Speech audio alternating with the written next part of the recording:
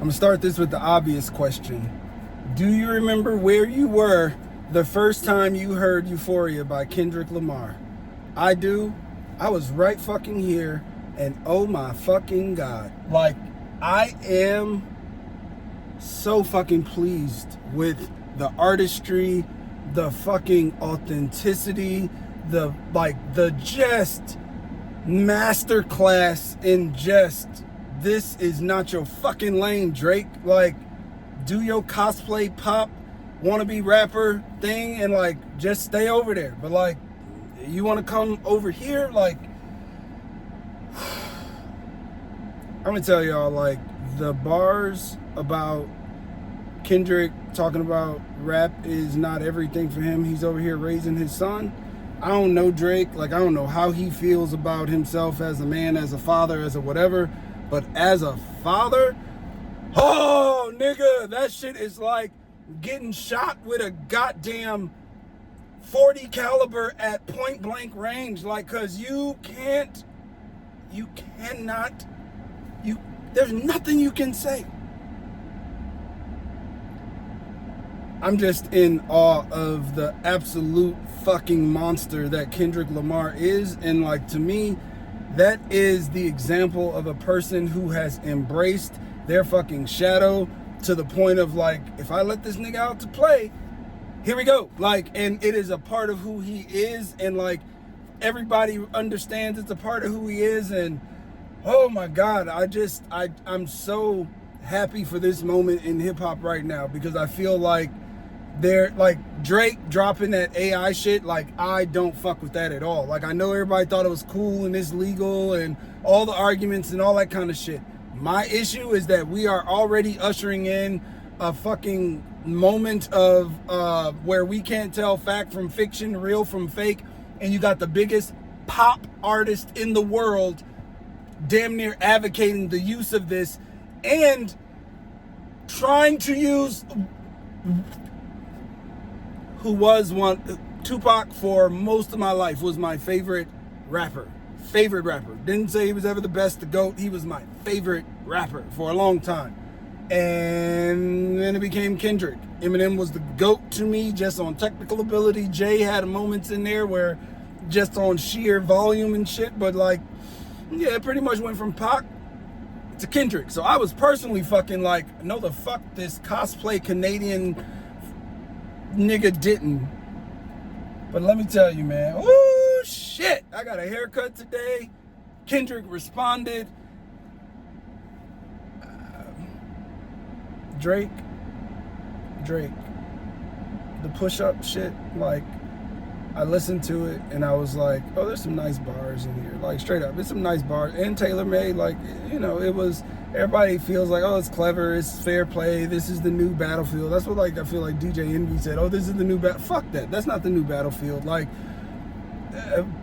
like the manipulation and the, like, all of that, like, that's not okay. Like, these motherfucking kids don't even know who Tupac and shit is. So like, if somebody say that's Pac, they gonna be like, oh, Pac record, like, they're stupid. Like, and it's, I won't say stupid, they're gullible.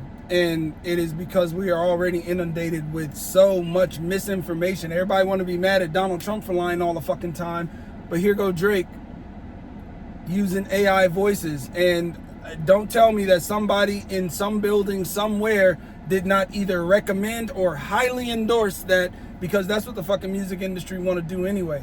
Because the music industry gonna be able to duplicate Drake, and as long as Drake is at the top, like, oh, we can duplicate that. We can find the next wannabe close enough nigga to become like the rapper and do all the shit. Can't duplicate Kendrick. I've heard some dope ass AI verses of Kendrick. I 100% some good bars. The same way there were some dope bars in Drake's responses.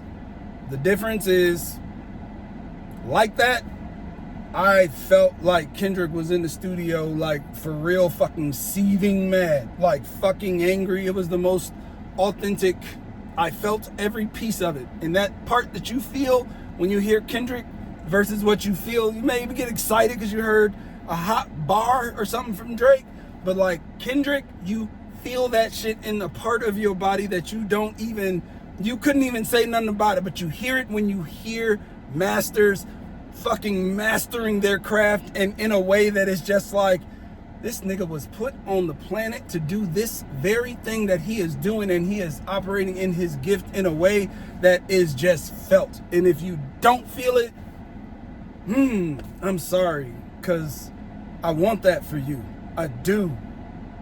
Because like, I can't really even stomach Drake for real no more. Drake makes great singles, and they are great pop songs, and like, he knows how to ride the wave of what is happening and take that and extrapolate it into his music like no artist could since fucking Michael Jackson. Apropos, I guess. But Kendrick is Prince. And I'll say, as a kid, like, I fucked with Mike more than Prince because I didn't understand the artistry. Once I understood the artistry and the sheer amount of talent that it takes to be fucking Prince, or it took to be where Kendrick is, I can't stomach shit like Drake, because it doesn't move me. Like, yeah, it's a cool song for the club when we bopping, and you know, for the trip, it's great. Drake is great for the gram, for the TikTok. He has like driven social media captions and background sounds for years. This nigga is the greatest creator of that shit ever. And that shit will live on forever, because everything created at this point lives on forever. Like, you know what I mean? But at the end of the day, Kendrick is Kendrick. Also, JCOLE, I understand. I fucking do.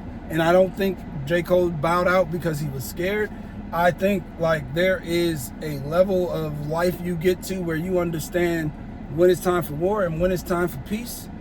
And Cole is in his peace stage, and there are very few things that you will allow to disturb your peace when you are in your peaceful stage. Oh, Kendrick is not in his peaceful stage. Kendrick is in his...